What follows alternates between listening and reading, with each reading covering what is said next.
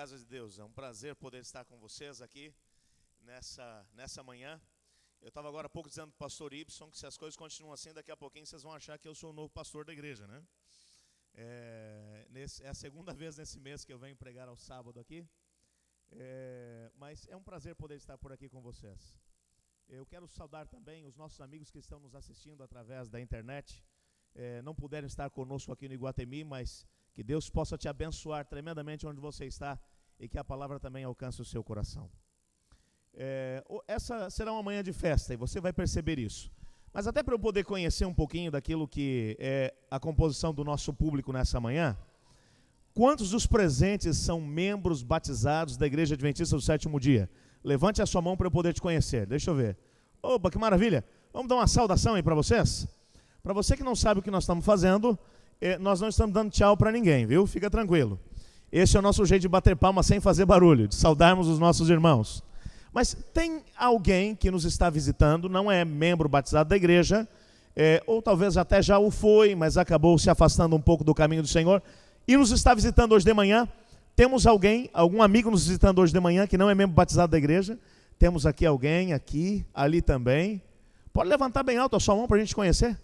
Olha que público maravilhoso. Vamos dar uma saudação para eles também? Sejam muito bem-vindos. Eu quero aproveitar e dizer para você que no final dessa mensagem eu tenho um convite muito especial para você. Eu quero te dizer que nós vamos abrir a oportunidade para que você também abra o seu coração para Jesus no final dessa mensagem. Então eu estou orando para que o Espírito de Deus trabalhe no seu coração. Ouça aquilo que Deus tem para poder te dizer e deixa Ele falar com você hoje de manhã. Amém? Alguns anos atrás, uma família resolveu migrar na América do Norte. Eles estavam com algumas dificuldades no local onde eles viviam e conseguiram encontrar uma propriedade com um valor realmente tentador na região mais a oeste daquele país. A propriedade, num primeiro momento, numa visão superficial, parecia até ser boa. É bem verdade que o indivíduo que iria comprar aquelas terras, ele não tinha assim tantos recursos quanto nós podemos imaginar, mas ele se aproximou da terra, ele se abaixou, pegou um pouco daquela terra na mão e disse para a esposa: olha, essa terra não é o que tem de melhor. Isso vai dar muito trabalho para a gente conseguir tirar alguma coisa daqui. Mas olha, a esposa disse: não tem dinheiro para comprar alguma coisa melhor? Ah, mas não tem mesmo. Foi um achado essa propriedade. Ela disse: então a gente vai ter que dar um jeito de conseguir colocar algum tipo de fertilizante nesse solo e fazer produzir. Bom, o fato é que, por falta de opção, eles compraram a tal da propriedade. Mas a situação se tornou pior depois que eles compraram a propriedade, porque não só a terra não era uma terra que produzia bem, como também, quando eles cavaram um poço, descobriram que a água era horrível, era ruim, mas ruim mesmo. Eles levaram uns 2 anos para tentar se acostumar com o gosto da água e ainda assim não se acostumaram. O fato é que eles perceberam que o negócio tinha sido um bom negócio em termos de preço, mas na prática, para conseguir produzir alguma coisa dava muito trabalho, a água era algo terrível. Eles começaram a perceber que tinham literalmente comprado gato por lebre. O fato é que eles eram pessoas cristãs, eles começaram a orar pedindo para que Deus enviasse alguém que pudesse comprar aquela porcaria daquela terra. Mais ou menos uns 5 anos depois que eles estavam vivendo ali, numa tarde quente de verão, 2 indivíduos passaram por aquela propriedade. Eles estavam com muita sede, e um deles olhou para aquele senhor, o agricultor, o dono da propriedade, e disse: olha, o senhor tem a possibilidade de conseguir um copo de água fresca para a gente? Bom, aquele indivíduo não conseguiu nem esconder o seu descontentamento com a qualidade da terra e muito menos da água. Ele disse: olha, o senhor não quer ir até a próxima propriedade? Porque eu já vou dizer para o senhor, a água aqui é ruim, mas ruim com força, é ruim mesmo. A água, ela não presta, é uma água com gosto forte, você vai se arrepender. Se você quer matar a sua sede, andem mais uns quilômetros e chega na próxima propriedade.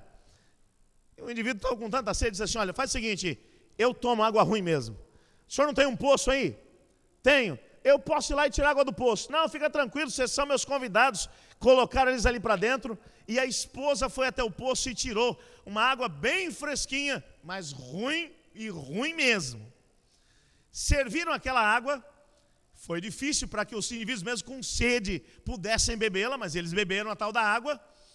E a esposa ficou meio desconfiada, porque o segundo copo que foi servido para um deles não foi para a boca. O copo foi diretamente, ou o conteúdo daquele copo foi para uma garrafinha de vidro que foi devidamente tampada e colocada dentro de uma bolsa. Ela ficou meio desconfiada, ela falou assim, o que vai querer com essa água ruim? O fato é que os dois foram embora e mais ou menos uns 2 ou 3 meses depois, eles retornaram à propriedade. Retornaram com uma proposta para aquele senhor. Eles disseram, a gente percebeu que o senhor estava meio descontente com a tua propriedade, que era meio ruim, que a tua terra não era produtiva, e a gente tinha um dinheirinho guardado aí, e a gente resolveu fazer uma proposta irrecusável para o senhor. Nós queremos comprar a sua propriedade. Aquele senhor falou assim, mas eu não quero enganar vocês. Essa terra é ruim pra caramba. Olha, isso para produzir alguma coisa, a gente gasta um rio de dinheiro com fertilizante. E a água vocês beberam. Vocês viram que é ruim a água. Olha, é lógico que eu quero que vocês comprem. Mas é que eu estou com a consciência pesada de enganar vocês. E os homens disseram, não, senhor, fique descansado. A gente sabe que a terra não é tudo isso, mas nós estamos dispostos a pagar tanto. Mas o dinheiro era mais do que a terra valia. Eu disse, não, mas ela não vale isso tudo, não. Eu disse, não, mas a gente faz questão de pagar para o senhor ter condição de comprar uma coisa melhor em outro lugar. E os dois começaram a dizer, isso é a resposta de Deus, é a resposta de Deus. Venderam. 6 meses depois, uma notícia bombou nas redes sociais e não só. Os 2 bons samaritanos que haviam comprado a terra, na verdade haviam descoberto petróleo na propriedade. E mais adiante, eles acabaram descobrindo, por uma entrevista que foi dada pelos 2 bons samaritanos, que eles desconfiaram que tinha petróleo ali quando beberam da água. E pegaram um pouco da água para poder fazer uma pesquisa e descobriram que havia pelo menos 90% de chance de ter petróleo naquele lugar.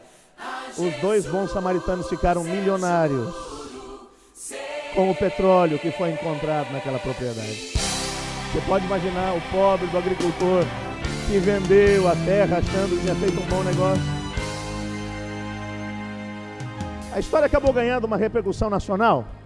E numa entrevista que foi feita com os ex-donos, eles disseram, se a gente soubesse que a terra valia alguma coisa, a gente achava que não valia nada, mas ela era mais valiosa do que a gente podia imaginar. Sabe, na vida espiritual, tem muita gente que acaba negligenciando ou deixando de ver o real valor que nós temos diante de Deus. Deus, na verdade, a Bíblia menciona que Deus nos chamou porque Ele tem um propósito todo especial para a nossa vida. Às vezes nós olhamos para nós mesmos, olhamos para as circunstâncias nas quais nós estamos vivendo, ou os problemas que enfrentamos, as dificuldades que enfrentamos, e chegamos à conclusão de que Deus não está fazendo um bom negócio, de alguma maneira nos adquirindo através do seu sangue. Nós chegamos à conclusão de que nós, na verdade, não merecemos ser tidos em tamanha conta por parte de Deus. Mas a Bíblia, na verdade, menciona que Deus, Ele nos chama, que Ele tem um propósito grandioso para a nossa vida. Deus nos escolheu, não porque fôssemos grande coisa, mas apesar daquilo que somos. Deus olha para você e é capaz de ver em você alguma coisa que talvez nem mesmo você é capaz de poder ver em si mesmo. Deus olha para você e vê possibilidades infinitas. Deus olha para você e vê possibilidades que talvez nem a sua mãe ou o seu pai são capazes de ver em você. Ora, mas se nem a sua mãe é capaz de ver alguma coisa assim, porque a mãe geralmente olha para o filho e é capaz, eu acho que não tem ninguém que tem mais fé num filho do que a própria mãe, mas Deus, Ele olha para você e é capaz de ver aquilo que nem um pai ou uma mãe é capaz de ver num filho. Deus olha para você e vê possibilidades infinitas. Aliás, dentro do contexto bíblico, você acaba descobrindo, lá em João, no capítulo 15, versículo 16, é um texto fabuloso. aonde Jesus diz aos seus discípulos: vocês não me escolheram, mas eu os escolhi, e os escolhi para irem e darem fruto, fruto que permaneça. Sabe, Deus te escolheu não apenas para colocá-lo numa estante e deixá-lo como um souvenir guardado ali. Deus te escolheu para que você vá e dê fruto, e não um fruto qualquer, um fruto consistente, um fruto que permaneça. Deus, na verdade, tem um propósito grandioso para a sua vida. Mas é bem verdade que dentro do propósito de Deus para você e para mim, quando Deus te escolhe, quando Deus, Ele de alguma maneira te chama, quando Ele busca você, por mais complicadas sejam as situações, por mais difícil que possa ser a sua vida, por mais que a semelhança daquele agricultor, talvez você olhe para você mesmo e diga assim: Senhor, o Senhor não está fazendo um bom negócio. Deus é capaz de olhar ainda abaixo da superfície. Deus é capaz de ver aquilo que ninguém mais vê, e às vezes nem mesmo você. Você olha para a história e descobre que os grandes nomes, os homens que marcaram, homens e mulheres que marcaram a história, a maior parte deles, quando foi chamado por Deus, eles acharam que Deus estava cometendo um erro, que Deus na verdade não estava vendo aquilo que deveria ver neles, ou seja, que eles não eram capazes de ser aquilo que Deus sonhava para eles. Mas ainda assim Deus os chamou, e todos fizeram grande história, acabaram transformando a história, foram tremendamente influenciados por Deus e influenciaram o mundo no qual eles foram colocados, porque eles foram capazes de acreditar que em Deus eles podiam mais, que em Deus eles podiam alcançar um propósito inimaginável. É assim que Deus trabalha, é assim que Deus age, amém por isso? Deus olha para o ser humano e Ele é capaz de ver aquilo que ninguém mais vê. Deus te escolhe não pelo que você é no momento, mas por aquilo que Ele sabe que você vai se transformar, se você aceitar o propósito dEle para a sua vida. Talvez seja exatamente por isso que o relacionamento entre Deus e o homem, ele é estabelecido em cima de dois pilares muito claros dentro do contexto bíblico. Ele é estabelecido em primeiro lugar, em cima da fé. Você precisa crer que Deus te escolheu, que Deus tem um plano para você. Você precisa acreditar que Deus na verdade te escolheu, apesar do que você é, ou apesar das suas incapacidades, e o escolheu para alguma coisa maior do que aquilo que você sequer chegou a imaginar. Você precisa crer nisso. Mas acima de tudo, você precisa ter ainda um outro pilar muito claro na sua vida. Você precisa usar aquilo que é a coisa mais preciosa que Deus te concedeu, o livre-arbítrio, a liberdade de escolha, o direito de poder usar a sua liberdade para escolher, colocar em prática na sua vida o propósito de Deus, ou permitir que o Espírito de Deus aplique na sua vida aquilo que é o propósito para o chamado do Senhor. Uma coisa é clara dentro do contexto bíblico: o Senhor Deus, Ele te escolheu para alguma coisa maior do que você é capaz de imaginar para si mesmo. Se você tem planos grandiosos para você, você não faz ideia o tamanho dos planos que Deus tem. Os planos de Deus são sempre melhores, são sempre maiores, são sempre mais ousados.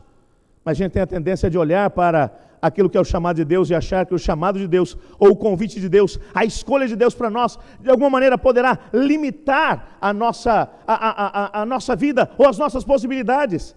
Mas é exatamente o contrário. Deus te escolheu para alguma coisa grandiosa. É bem verdade, prova de que nós temos a possibilidade de poder escolher o nosso futuro. É o texto clássico de Josué, capítulo 24, verso 15. Josué já havia conseguido conquistar a terra prometida. Ele havia agora já envelhecido. E ele agora reúne todos os filhos de Israel e diz: olha, eu tenho uma coisa para falar para vocês. E para deixar bem claro diante de vocês. E ele agora menciona as palavras do versículo 15. Se porém não lhes agrada servir ao Senhor, escolham hoje a quem irão servir. Se aos deuses que os seus antepassados serviram além do Eufrates, ou aos deuses dos amorreus em cuja terra vocês estão vivendo. Mas eu e a minha casa serviremos ao Senhor. E Josué ele deixa bem claro que o povo era livre para poder escolher o que é que eles iam fazer com a sua vida, o que é que caminho eles iriam tomar, que decisão eles tomariam diante da proposta do Senhor. Mas ele deixa bem claro: a minha decisão já está tomada, eu e a minha casa serviremos ao Senhor. Eu sei que Deus tem um plano para a minha vida, eu sei que Deus me escolheu, e o plano dele vai ser uma realidade, no que depender de mim, vai ser uma realidade, porque eu escolho servir ao Senhor. Sabe, só existe uma pessoa em todo o universo capaz de impedir que Deus faça de você um vitorioso. Só tem uma pessoa em todo o universo que é capaz de impedir que o plano de Deus aconteça na sua vida. Você vai dizer, pastor, com certeza deve ser Satanás. Eu quero dizer para você que mesmo que todo o inferno junto se juntasse para poder tentar impedir que o plano de Deus acontecesse na sua vida, ainda assim isso não seria possível. Porque nem mesmo toda a coligação infernal seria capaz de impedir que o plano de Deus acontecesse na sua vida. Mas não, pastor, se não é Satanás, então Deus é o único que pode impedir? De certa maneira, ele até poderia. Mas como ele deu a você o direito de poder escolher o seu futuro, ele simplesmente diz, eu tenho um plano para você, eu quero transformá-lo no vitorioso, eu quero fazer de você alguém feliz no teu casamento, no teu lar, eu quero fazer de você alguém feliz no teu trabalho, eu quero fazer de você alguém feliz lá na tua faculdade, eu quero fazer de você alguém feliz como cidadão desse mundo, eu quero fazer de você um vitorioso, eu tenho planos para você. E se você disser, mas eu não quero os seus planos, então você vai limitar o plano de Deus. Você é o único que pode impedir que Deus faça de você um vitorioso. Você entende o tamanho do poder que Deus colocou na sua vida? Existem dois homens no contexto bíblico que experimentaram de alguma maneira o chamado do Senhor. Ambos olhavam para si mesmos no momento do chamado como incapazes de poder servir ao Senhor ou de exercer o objetivo do chamamento do Senhor Jesus. Mas quando eles escolheram esse chamado, eles acabaram percebendo que Deus tinha a possibilidade de fazer deles aquilo para o qual Deus os havia chamado. Na verdade, o povo havia chegado a um determinado momento da sua história em que uma mudança estava prestes a acontecer. A monarquia, ela ainda não havia sido introduzida no reino de Israel. Juízes eram levantados de tempos em tempos para poder liderar o povo. O juiz de nome mais lindo na Bíblia estava exercendo o seu trabalho. O juiz naquele tempo era Samuel. Samuel, ele estava desenvolvendo o seu ministério como juiz e profeta ao mesmo tempo. E o povo se aproximou de Samuel e disse, Samuel, você já está velho e nós queremos, na verdade, ter alguma coisa parecida com os outros reinos. Nós queremos ter um rei. E Samuel ficou enlouquecido. E disse, vocês não sabem o que estão pedindo? Olha, vocês são uns loucos pedindo um negócio desse. Vocês estão, na verdade, rejeitando Deus, porque o rei de vocês é Deus. E enquanto Samuel tentava convencê-los, Deus interveio e disse a Samuel, Samuel, eles não rejeitaram você, eles rejeitaram foi a mim. E se eles querem um rei, nós vamos dar um rei para eles. Deus, na verdade, escolheu o primeiro rei de Israel. Algumas pessoas às vezes olham para a história e dizem assim, mas Deus errou escolhendo esse. Por que é que Deus não conhece o fim antes do princípio? Conhece ou não conhece? Deus conhece o futuro, sim ou não? Agora, se Deus conhece o futuro, por que ele escolheu um traste que nem o Saul? Por que ele já não foi direto no Davi? Olha, se Davi foi um homem segundo o coração de Deus, como a Bíblia menciona, para que ele perdeu tempo com Saul? Há uma coisa que você precisa saber a respeito de Deus. Mesmo conhecendo o futuro, Deus olha para o ser humano e ele vê o que é que aconteceria na vida do ser humano se ele tomasse qualquer um dos caminhos que se colocam diante dele. Ele vê, por exemplo, aonde o indivíduo vai chegar se ele escolher seguir o plano de Deus. E ele também vê aonde o indivíduo vai chegar, qual é a possibilidade se ele escolher um caminho diferente. Ele percebe, olha para o que acontecerá se o indivíduo tomar a decisão de seguir o caminho do Senhor, e ele percebe que vai ser uma grande bênção, o indivíduo vai longe, e Deus, ele nunca vai apostar em alguém pela negativa. Foi por isso que ele escolheu Judas. Ele olhou para Judas, apesar de saber que Judas o negaria lá no futuro, mas ele sabia que se Judas aceitasse o plano de Deus para a vida dele, Judas ia ser o melhor dos discípulos. Então Deus, ele opta sempre por olhar pela positiva e dar todas as oportunidades para que o indivíduo alcance o seu potencial. Uma coisa eu posso dizer para você, eu tenho plena certeza daquilo que eu estou dizendo para você. Se Saul tivesse aceitado o plano de Deus, ele teria sido um rei muito melhor do que Davi foi. Mas o fato é que ele não aceitou o propósito de Deus. Você olha para o momento do chamado, se você quiser dar uma olhada depois na sua casa, lá em 1 Samuel capítulo 10, versículos 20 a 24, você vai descobrir o momento do chamado de Saul. Mas o fato é que, mais adiante, já no capítulo 15, versículos 26 ou 16 a 23, você descobre um momento em que Saul, quando ele aceitou o propósito de Deus, quando ele percebeu, olha, ele era da menor tribo de Israel, ele sabia que a vida dele não era, ele não tinha os predicados necessários para ser um grande rei, mas Deus olhou para ele e disse assim, olha, você pode ser um grande rei, você foi escolhido, o meu Espírito vai te habilitar para isso. Eu tenho um propósito grandioso para você. Aceita o chamado e você vai ser grandioso. Você percebe que no momento do chamado, Samuel reuniu todo o povo e lançou sorte. Primeiro sobre as tribos. E a tribo de Benjamim foi escolhida. E depois na tribo de Benjamim foram lançados sortes de novo sobre os clãs. E o clã de Quis, pai de Saul, foi escolhido. E quando finalmente Saul foi sorteado, foi escolhido, Samuel disse, Deus já escolheu o seu rei. O rei vai ser Saul. E o povo disse, cadê Saul? Saul não estava lá. Não estava lá. Capítulo 10 diz que ele foi correndo e se escondeu no meio da bagagem. Arranjou o primeiro depósito que tinha e se escondeu lá dentro para que ninguém o achasse. E o povo procurou e não achou. E Samuel volta assim, Senhor, eu acho que o cara não está aí não. E Deus diz, ele está aí sim. Procurem que ele está escondido no meio da bagagem. Deus denunciou ele. E o povo foi lá e lançou mão de Saul. E o povo, Saul, pessoal, não, é um grande erro, é um grande equívoco. E o povo começou a gritar, viva o rei, viva o rei. Foi assim que ele foi aclamado rei. O fato é que, quando o Espírito de Deus se apoderou dele, ele se tornou um grande rei. Havia uma ameaça no país, que eram os vizinhos, os filisteus. Ele conseguiu fazer grandes coisas. Ele conseguiu libertar o povo. E quando ele começou a alcançar a glória, você sabe que não existe nada mais perigoso do que a glória. É mais fácil você conseguir passar pela provação do que pela glória. Quando ele alcançou a glória, ele começou a olhar para si mesmo assim, caramba, eu sou o cara, hein? Olha só, para já eu sou bonitão. Ele era grande, ele era alto, sarado. Eu sou inteligente, olha só o que eu fiz. Eu sou bom. E Deus ia dizer para ele, Saul, é o seguinte, eu quero que você faça isso.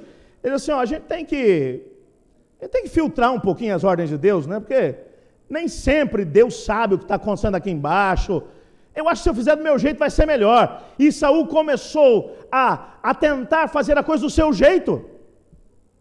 Prova está que lá no versículo 23 do capítulo 15, Samuel chega para Saul e diz assim, Deus te mandou um recado. Assim como você escolheu deixar de lado o plano do Senhor, o Senhor também escolheu deixar você de lado e vai escolher outro para colocar no teu lugar. Mas o Samuel ainda não tinha coragem de escolher o novo rei. E Deus se aproxima dele e diz assim, até quando você vai ter pena de Saul? Saul me rejeitou. Você percebe que não foi Deus que rejeitou Saul? Foi Saul que rejeitou o Senhor. Porque no momento em que você escolhe deixar o plano de Deus de lado e fazer a coisa do seu jeito, você está rejeitando também o Senhor, não apenas o plano dele. E é nesse contexto que surge uma nova pessoa em cena. O capítulo 16, versículo 1, versículos 4 a 13, menciona o momento do chamado de Davi. Se você quiser ler em casa, depois você pode ler 1 Samuel, capítulo 16. Você percebe que Samuel, ele vai até Belém, a cidade de Belém, de onde vinha Davi. E quando ele está chegando na cidade, as autoridades vão até Samuel, porque naquela altura, quando um profeta chegava na cidade, das duas uma, ou era notícia boa ou notícia ruim. E quando era notícia ruim, Samuel, o profeta já chegava dizendo assim, ó, Deus me mostrou que vocês estão fazendo coisa errada aí, e está vindo bronca para cima de vocês. O povo, quando ficou sabendo que Samuel estava chegando, os líderes foram até ele e se prostraram e disseram assim, é de paz ou não a tua visita? E o Samuel diz assim, é de paz. E Deus o mandou aqui porque o próximo rei vai ser daqui. E ele já me falou qual vai ser a casa. Vai ser da casa de Jessé. Manda um recado para Jessé. Diz para ele que eu quero todos os filhos reunidos para uma janta hoje. Nós vamos fazer um sacrifício ao Senhor e depois vamos jantar junto. E o Jessé reuniu quase todos os filhos. Dos 8, ele reuniu 7. Vou fazer uma pergunta, você que é pai. Se você recebesse a notícia de que um dos seus filhos seria um rei, Você ia deixar alguém de fora? Você como pai. Você percebe que nem o pai de Davi acreditava nele. Porque o pai trouxe os 7 mais velhos, mas deixou Davi, o caçulinha, cuidando do rebanho. E quando entrou o mais velho, Samuel olhou e falou assim: esse aí tem porte de rei, hein? Pá, o cara é bonitão, olha lá, saradão, tem cara de rei. Ah, com certeza é esse. Ele já ia pegando o azeite para ungir, quando assim, não, Samuel, não é esse não. Não, senhor, tem outro melhor que esse aí. Maior que esse aí é bom, hein? E entra o próximo. Também bonitão. Opa, não, esse aí também está no nível, está no nível. E ele olha e já fala: não, Samuel, não é esse aí não. Quando entra o terceiro, que é Samá, Samuel ele já levanta assim: é esse aqui. Deus disse: Samuel, para com isso. O homem ele vê o exterior, mas eu vejo o coração.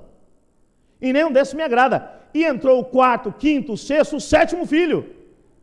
E o Jessé pergunta: e aí, qual deles vai ser? E você percebe na conversa de Samuel com ele, que Samuel diz assim: ô Jessé, nós estamos com um problema meio sério aqui. Mas qual é o problema? O problema é que Deus não escolheu nenhum desses. Acabou os filhos, não tem nenhum. Eu imagino até o Samuel falando assim: você não tem nenhum perdido por aí, uma coisa, porque eu sei que vai ser teu filho. Agora, não tem assim nenhum de uma serva, um assim meio fora, assim, tem nada. Não, tem mais um filho aí, mas eu acho que esse aí nem vale a pena. Esse aí está cuidando lá das ovelhas até. E o Samuel só vai lá e busca ele. Enquanto ele não chegar, nós não vamos comer. Você imagina o Davi entrando na sala de jantar? Os outros com certeza deviam ter tomado um banho, ter se perfumado para ir para a janta. Mas o Davi, ele está vindo de onde? Ele está vindo da lida com bicharedo. Alguém já trabalhou com bicharedo para fora assim, não? Alguma vez? Já? Já teve que lidar com ovelha, com gado? Você sabe que cheiro gostoso que fica quando você tem que lidar com bicharedo, né? Você imagina o Davi chegando na festa. Fala assim: mas que cheiro é esse? E alguém diz: foi o Davi. Davi acabou de chegar. Quando Davi entrou, tem uma autora cristã chamada Ellen White que diz que o Samuel olhou para ele e disse: com certeza não é esse. Não pode ser. Primeiro, ele não era grandão que nem os demais. Ele não tinha cara de rei. Ele era ruivo. Não era feio. Ele não era feio, mas era um cara comum. Quer dizer, eu já imagino assim, aquela cabeça grande, aquela barriga cheia de verme. Ele olha para ele assim: mas não pode, esse não dá. E Deus disse: você está esperando o quê, Samuel? Vai e unge ele. Você percebe que Deus tem que dar uma empurrada no Samuel. Porque ninguém acreditava no Davi, ninguém. Nem o pai dele, nem o profeta. Samuel ele foi porque ele aprendeu a obedecer. Mas no fundo, nem Samuel acreditava que aquele guri podia ser um rei. Muito menos um rei para poder substituir o Saul, porque o Saul tinha todos os defeitos do mundo, mas pelo menos cara de rei ele tinha. Ele se impunha na batalha. Você percebe que na primeira vez que o Davi entra em cena, ele coloca, para você ter uma noção do tamanho desse moleque, porque quando ele vai colocar a armadura de Saul, só o peitoral de Saul chega lá no joelho dele. Ele diz: eu não sei lidar com esse negócio não, eu não nasci para isso. Você olha e percebe que Deus na verdade escolheu Davi por uma razão. Havia alguma coisa que diferenciava esses dois.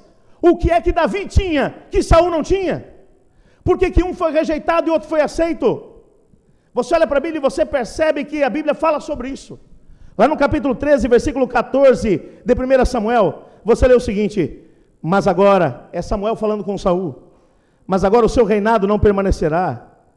O Senhor procurou um homem segundo o seu coração e o designou líder do seu povo, pois você não obedeceu ao mandamento do Senhor. Na verdade, aqui, o contexto dessa frase de Samuel é que o Saul, em determinado momento, ele resolveu deixar de lado o plano do Senhor e resolveu fazer as coisas do seu jeito. Mas lá em Atos capítulo 13, versículo 22, nós descobrimos por que Davi foi escolhido. Depois de rejeitar Saul, levantou-lhes Davi como rei, sobre quem testemunhou: encontrei Davi, filho de Jessé, homem segundo o meu coração, ele fará tudo o que for da minha vontade. Você percebe que há uma predisposição em ambos, em Saul para fazer a sua vontade, e em Davi para fazer a vontade de Deus.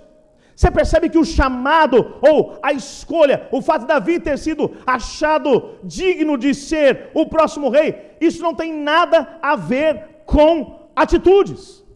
Porque se você pegar a vida dos dois como reis, no período em que reinaram, se você pegar, colocar assim, ó, um do lado do outro, você vai perceber que o Davi foi uma coisa ruim demais. Cá entre nós, ele foi muito mais pecador do que Saul. Vamos ser sinceros. É ou não é? Olha aí, ó, pensa comigo. Vamos pegar só um caso. O caso da Betseba, que foi um escândalo nacional.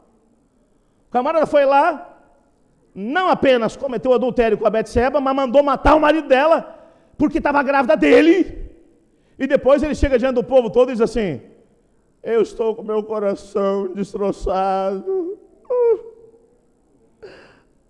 Judiação, a moça grávida do primeiro filho do casal, e o marido dela morreu na guerra.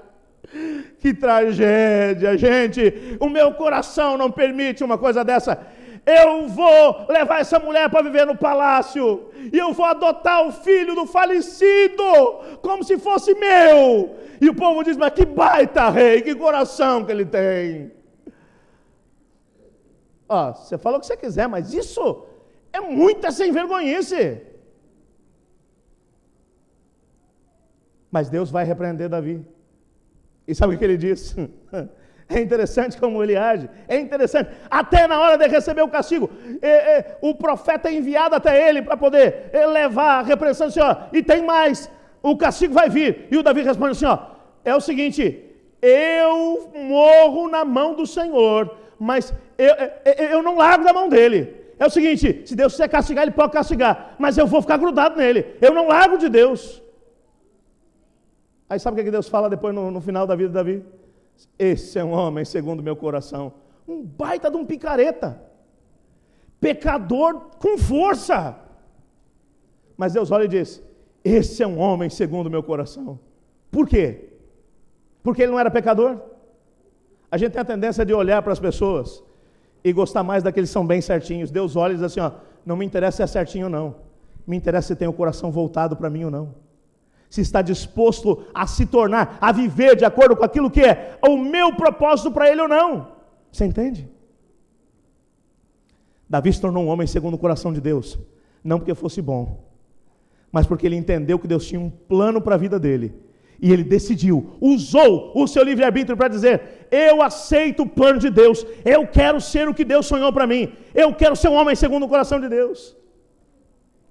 Eu posso te contar como Deus tem feito isso ainda hoje em 2014? Posso te contar uma história aqui agora? Mas pelo horário eu precisava de pelo menos 90% dos votos, então me dá uma força. Deixa eu ver quem me deixa contar essa história aí. Levanta bem alto a mão para eu ter certeza. O senhor também aí? Ah, tá bom, beleza, então tá bom. No dia 6 desse mês de abril, uma moça chamada Suemi,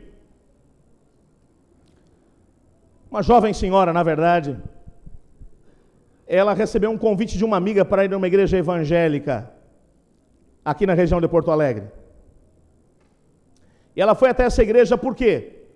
Apesar de ter uma boa condição financeira, estar muito bem casado, um marido que a amava, uma família bonita, uma filha e um filho, uma filha já casada, é bem verdade, mas um filho de 11 anos, uma família boa, uma boa carreira, ela formada em educação, uma pessoa com uma história muito bonita de vida, mas ela mesma menciona que ela colocava a sua cabeça no travesseiro à noite e sentia que alguma coisa faltava para ela.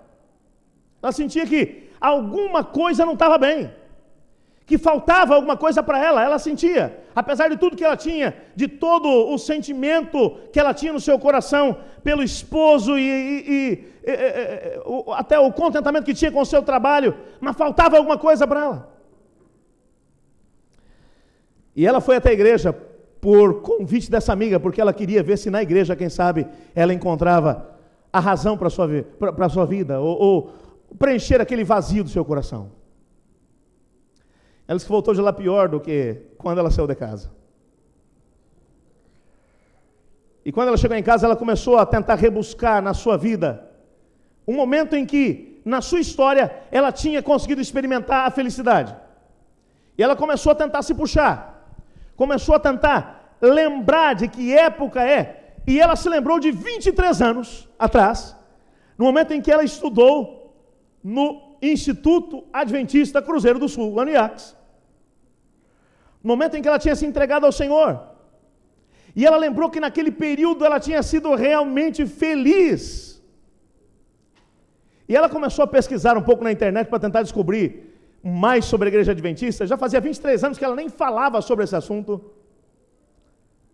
E foi então que diante do computador ela fez uma oração a Deus e disse: Senhor, se o Senhor tem um plano para a minha vida com a igreja adventista, o Senhor vai fazer uma coisa, manda alguém aqui na minha casa para me chamar, para eu poder ir até a igreja adventista. Me chama. No dia 14, portanto, uma semana depois, eu estava começando uma semana de oração especial na igreja central de Alvorada. No final da pregação, eu mencionei que Deus ele tem um plano muito especial para cada pessoa. Aquilo que eu acabei de falar para você, aqui. E que quando você toma a decisão de aceitar o plano de Deus para a tua vida, que Deus se usa para coisas grandiosas. E um irmão, ele mal sabe ler ou escrever, desempregado, vivendo um momento difícil da sua vida, me esperou até que o culto terminasse. Eu estava despedindo o pessoal na porta. Falei assim: pastor, eu queria que o senhor fizesse uma oração comigo. Eu digo: tá bom, eu vou orar com você. Achei que ele ia me contar algum problema complicado para a gente poder estar orando. Sim, pastor, eu ouvi o que o senhor falou hoje. E eu decidi uma coisa: aconteça o que acontecer, eu vou ser um homem segundo o coração de Deus. A partir de agora, eu quero que Deus me use para alguma coisa grande. E eu estou pedindo para ele que nessa semana, ele mostre que ele é capaz de usar alguém como eu. Para qualquer coisa. Eu só quero que o senhor ore comigo. Eu digo: tá bom, eu vou orar com você. Eu comecei a orar, no meio da oração ele pegou minha mão e botou na cabeça dele. Eu terminei de orar e falei assim: irmão, te prepara e fica atento, porque essa semana Deus vai te usar para alguma coisa grande. Na segunda-feira, ele tinha sido contratado para poder derrubar uma árvore. Ele estava fazendo alguns bicos. Era uma árvore muito grande num quintal, no quintal do senhor Hamilton, esposo da Suemi. E ele começou a trabalhar a manhã toda, foi cortando os galhos, era um lugar pequeno, depois tinha que cortar as partes da árvore de cima para baixo. E ele estava lá em cima quando, mais ou menos por volta de meio-dia, a Suemi chegou em casa. O cumprimentou, entrou. Lá pelas 3 da tarde ela voltou com uma bandeja, com um suco, umas bolachinhas. E ele desceu da árvore para poder fazer aquele lanche. E ele só pensando: eu vou ter que testemunhar para essa mulher aqui, né? Ele muito preparado, uma pessoa muito capaz, pronta, não é? Um indivíduo com toda uma preparação acadêmica, analfabeto mesmo, mais grosso do que dedo de gringo destroncado. Olhou para ele e falou assim: a senhora está precisando de Deus e de uma igreja. E ela olhou para ele, e ela mesmo contando assim, eu na hora quase disse assim: mas ô ignorância. Ele falou assim: ó, e tem mais, tem um pastor que está fazendo uma semana lá na minha igreja. É um careca lá de Porto Alegre, ele está lá. E a senhora tinha que ir lá na igreja. Porque nós, adventistas do sétimo dia, ela, como é que é? Qual é a igreja? É deventista do sétimo dia. Eu falei assim: o senhor é adventista do sétimo dia? O senhor não pode falar mais nada. Aonde é a igreja? Ele falou assim: a igreja fica em tal lugar, assim, acessado, então eu vou estar lá. Assim, ele chegou na segunda-feira à noite na igreja e falou assim: ó, pastor, Eu acho que não funcionou aquele negócio de ser segundo o coração de Deus, não. Porque eu tentei dar uma testemunhada hoje, não funcionou não, viu? Ele estava conversando comigo quando ela chegou. Sou pastor, olha o meu testemunho chegando. Ela vinha com um filho. Cumprimentei-a na porta. Ela assistiu o culto na segunda. Na terça, na quarta-feira, quando eu fiz um convite para aqueles que queriam se entregar a Jesus, ela veio chorando para frente e disse: pastor, eu só quero deixar bem claro que depois de 23 anos eu voltei e eu voltei para ficar. Na sexta-feira à noite, no dia 19, na sexta-feira, dia 19, eu tive a oportunidade de entrar no tanque batismal e fazer o batismo da Suemi juntamente com o seu filho. E o marido também tomou a decisão de vir para Jesus. Você pode dizer alguma coisa, pelo amor de Deus? A mulher foi batizada junto com o filho e o marido está tomando a decisão, amém? Sabe o que é isso? Isso é Deus provando que Ele é capaz de pegar mesmo aquilo que aos olhos humanos é tão sem valor e transformar em alguma coisa grandiosa. Deus, Ele só está esperando que você tenha a coragem de aceitar uma premissa que é básica nas Escrituras Sagradas. Ele escolheu você, amém? Ele tem um grande plano para a sua vida, amém? Ele quer fazer de você realmente um homem ou uma mulher segundo o coração de Deus. E eu louvo o nome do Senhor, porque nessa manhã nós teremos a oportunidade de ver duas pessoas que entenderam que Deus os escolheu, que Deus os chamou, e eles vieram aqui hoje para dizer: sim, eu aceito o plano de Deus para a minha vida. Sim, pela fé, eu vou dar um passo na direção do Senhor. E eu vou quebrar o protocolo com você aqui agora. Eu queria pedir a você que você os recebesse nesse momento com uma poderosa salva de palmas. Pode bater palma. Louvado seja o nome do Senhor. São duas pessoas, e o Clube dos Bravadores, eles têm uma ligação poderosa com o Clube dos Bravadores, você já vai entender isso. Os bravadores, eles podem se aproximar nesse momento do tanque batismal. Eu quero que eles tenham a oportunidade de assistir de camarote. Vocês podem se posicionar aqui na frente podem se posicionar. Eu quero que vocês tenham a oportunidade de acompanhar bem de perto a esse batismo. Eu quero que você entenda, meu querido amigo,